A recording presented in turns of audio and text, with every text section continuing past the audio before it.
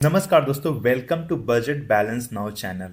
आज से हम लोग यहाँ पे बात करेंगे बजट बैलेंस रिलेटेड इश्यूज से, फाइनेंस रिलेटेड टॉपिक से। जैसे कि हम लोग बचपन से स्कूल जाते हैं और वहाँ हर एक सब्जेक्ट को हम लोगों को पढ़ाया जाता है, जैसे कि mathematics, science, social science, political science. उसके साथ साथ इंग्लिश, हिंदी लैंग्वेज हर तरीके का आप सीख सकते हैं। कोई डिफरेंट, अगर आप स्टेट में रह रहे हैं तो बंगाली, तमिल, तेलुगु। लेकिन एक टॉपिक को किसी भी स्टेट, किसी भी स्कूल में नहीं पढ़ाया जाता है, और वो है बजट और बैलेंस, फाइनेंस से रिलेटेड टॉपिक्स। तो इसके बारे में हम लोग यहाँ जानेंगे, समझेंगे। ये वीडियो सबके लिए है, जैसे कि कोई सैलरी एम्प्लॉयड है, कोई फार्मर है, कोई हाउसवाइफ है, कोई स्टूडेंट है, कोई नौकरी के तलाश में है, या जो कोई भी अपने फाइनेंस को बेहतर तरीक़ा से मैनेज करने की कोशिश कर रहा है, फाइनेंस को समझने की कोशिश कर रहा है। ये उन सब के लिए इम्पॉर्टेंट है। तो पहले तो जो सैलरी एम्प्लॉयड है, या जो भी जिसी के पास पैसे आते हैं, जैसे कि आपको पता है पैसा, money is very important in today's time. हर किसी को पैसे चाहिए ज़रूरत के लिए, अपने घर के खर्चे के लिए, डे टू डे लाइफ के लिए, कहीं घूमने जाना है, कहीं कुछ आपको खाना खाना है, कुछ पढ़ाई करना है, कुछ कपड़े शॉपिंग करने हैं आपको। You need some amount of money. और उस मनी को बेहतर तरीके से आप अपने जीवन में कैसे यूज़ कर सकते हैं, उसी के बारे में हम लोग यहाँ बात करने की कोशिश करेंगे। जो लोग सैलरी एम्प्लॉयड है वो कनेक्ट कर सकते हैं। जैसे कि सैलरी आता है आपके अकाउंट में और 15 तारीख होते होते ही सारे पैसे खत्म होने के कगार पे होते हैं। जो ईएमआई है, ईएमआई कट जाता है, लोन जो आप ले रखा है उसका ईएमआई कट जाता है, कुछ शॉपिंग हो जाते हैं, कुछ खर्चे इस तरीके से हो जाते हैं कि आपको पता भी नहीं चलता है, एंड योर सैलरी लॉस्ट। तो इन सारे परेशानियों को हम लोग एक एक कर कर देखेंगे, समझेंगे, और ये भी समझेंगे कि कैसे इन प्रॉब्लम से हम लोग बाहर आ सकते हैं। सबसे बड़ा कोई मिस्टेक्स अगर कर रहा है बैलेंस और बजट से रिलेटेड इश्यूज में, तो सबसे पहले तो वो जानता ही नहीं है, समझ ही नहीं पाता है कि उसका अर्निंग कितना है इन अ मंथ, कितना मनी इनफ्लो हो रहा है, यही आपको नहीं पता है।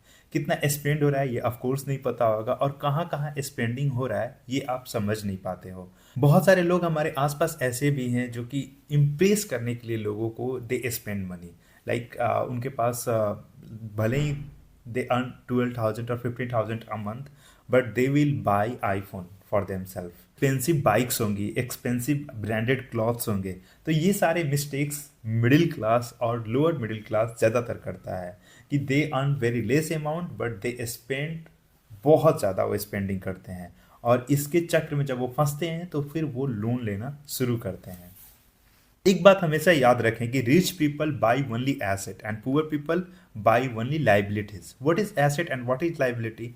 एसेट वो चीज़ होता है जिससे आपको कुछ भविष्य में फ़ायदा होता है। जैसे कि आप किसी पैसे को इन्वेस्ट किए हो, किसी बैंक में आप डिपॉजिट किए हैं, एफडी कराए हैं, या कुछ कहीं अच्छे जगह पे इन्वेस्ट किए हैं और उससे आपको रिटर्न मिल रहा है, तो दैट इज कॉल्ड एसेट। जिससे पैसे से पैसे बनता है, that is called asset. And what is liability?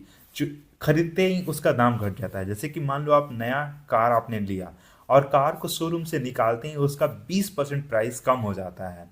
जैसे कि आपने आईफोन लिया, आईफोन का आप अच्छे तरीके से इस्तेमाल नहीं कर रहे हो, सिर्फ फोटो क्लिक्स करने में और दिखाने में आप यूज़ कर रहे हो, तो दैट इज़ कॉल्ड लाइबिलिटी। जो चीज़ आपको अगेन एंड अगेन खर्चा कर रहे हैं, जैसे कि बाइक, बाइक को आप सिर्फ घूमने में इस्तेमाल कर रहे हो और उसमें पेट्रोल हर दिन डाल रहे हो, उससे कोई एक्स्ट्रा बेनिफिट नहीं हो रहा है। जैसे कि ना आप ऑफिस जा रहे हो, ना आप स्कूल जा रहे हो, ना आप कोई मीनिंगफुल काम उससे नहीं कर रहे हो, सिर्फ और सिर्फ घूम रहे हो अपने दोस्तों के साथ, तो डैट इज़ कॉल्ड लाइबिलिटी।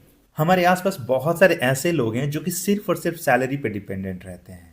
तो अगर वो पर्सन सैलरी पे डिपेंडेंट है, तो अगर उसके जीवन में कोई इलनेस आ जाए, या उसका जॉब लॉस हो जाए, या एक्सीडेंट हो जाए, तो पूरा का पूरा वो लोन में फंस सकता है। तो इन सब चीज, इन सारे लोगों के लिए एक सुझाव है जो कि हम लोग इन्वेस्टमेंट कर सकते हैं, सेविंग कर सकते हैं, बैकअप प्लान रख सकते हैं, कि अगर कुछ ऐसा हुआ तो हम लोग कैसे उससे डील करेंगे। लाइक इमरजेंसी फंड आप क्रिएट कर सकते हैं। हर मंथली आप 500 1000 आप उस फंड में डाल सकते हैं, इमरजेंसी फंड में, and you can create a good amount over a period of time. अब हम लोग वीडियो को सम अप करेंगे 3 रूल्स के साथ। पहला रूल है 50-30-20 रूल। 50 मतलब क्या? 50% we will spend on our needs.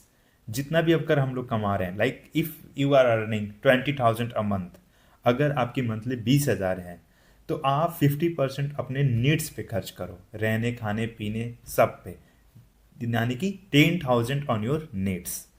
30,000 on your wants, जैसे आपको थोड़ी लग्जरी चीज़ें चाहिए, अच्छे कपड़े चाहिए, अच्छा फ़ोन चाहिए, अच्छी गाड़ी चाहिए, तो on that you can spend 30%। Like 30% कितना हुआ? 6,000 अ मंथ।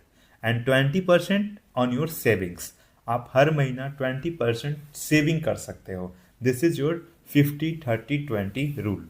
और दूसरा रूल है हमारा first save pay later. First save and then pay letters.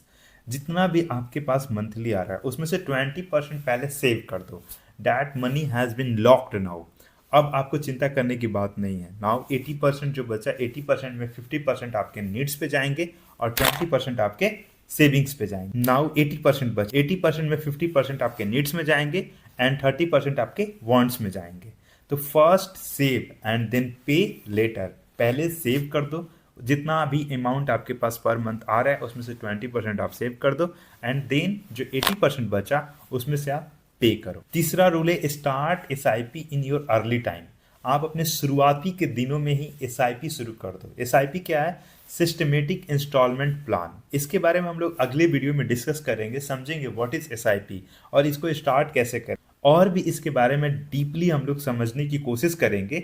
But आप तीसरा रूल ये समझ लो, start SIP in your early days, because time के अनुसार कंपाउंडिंग होता है और compounding will pay you more, much more than your principal. तो आप स्टार्ट अर्ली करो। अगर आप 500 का भी SIP कर रहे हो 20 साल तक, तो उससे आपके अकाउंट में लाखों रुपए बन सकते हैं। रियल लाइफ एग्जांपल से हम लोग समझने की कोशिश करेंगे। मान लो एक सोहन और मोहन नाम का दो लड़का है। सोहन 25,000 अर्न करता है और मोहन भी 25,000 अर्न करता है। सोहन जितना भी उसके पास अर्निंग आ रहा है सारा का सारा स्पेंड कर दे रहा है रहने खाने पीने और अय्याशी में, और जो मोहन होता है वो उतना ही स्पेंड कर रहा है जितना उसको जरूरत है। बाकी जो उसके पास अमाउंट बच रहा है उसको वो सेव कर देता है पर मंथ। आज से 25-30 साल बाद सोहन का हैबिट कंटिन्यू रहता है और उसके पास कोई सेविंग्स नहीं रहते हैं, और मोहन के पास बिकॉज ऑफ उसके सेविंग हैबिट की वजह से उसके पास लाखों रुपए उसके अकाउंट में पड़े रहेंगे। तो इसी तरीके के हम लोग चीज़ों को धीरे धीरे समझने की कोशिश करेंगे and we will continue to make videos upon this and aware our people. जय हिंद।